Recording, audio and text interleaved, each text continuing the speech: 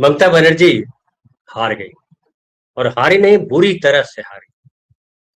देखिए, टीएमसी को 135 सीटों का नुकसान हुआ।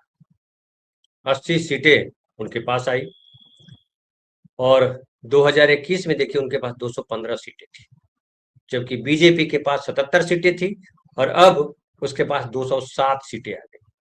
77 सीटों 77 सीटें थी और 207 सीटें आ गई, यानी 130 सीटों का फायदा हुआ है। बीजेपी ने जो है जबरदस्त सफलता हासिल की है। और ममता बनर्जी ने उसके बाद प्रेस कॉन्फ्रेंस भी किया, और प्रेस कॉन्फ्रेंस में जो उन्होंने कहा वो पहले सुन लीजिए, फिर आगे इस पर हम बात करेंगे। प्रेस कॉन्फ्रेंस में उन्होंने कहा कि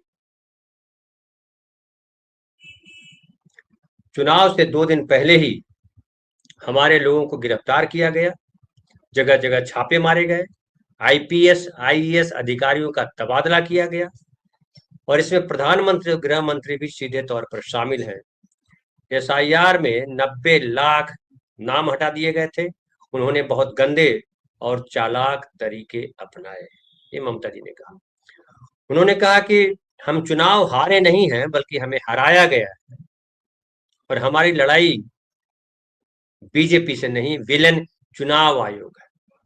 चुनाव आयोग पर उन्होंने हमला बोला और कहा कि भाजपा ने चुनाव आयोग की मदद से 100 सीटें लूटी, 100 सीटें।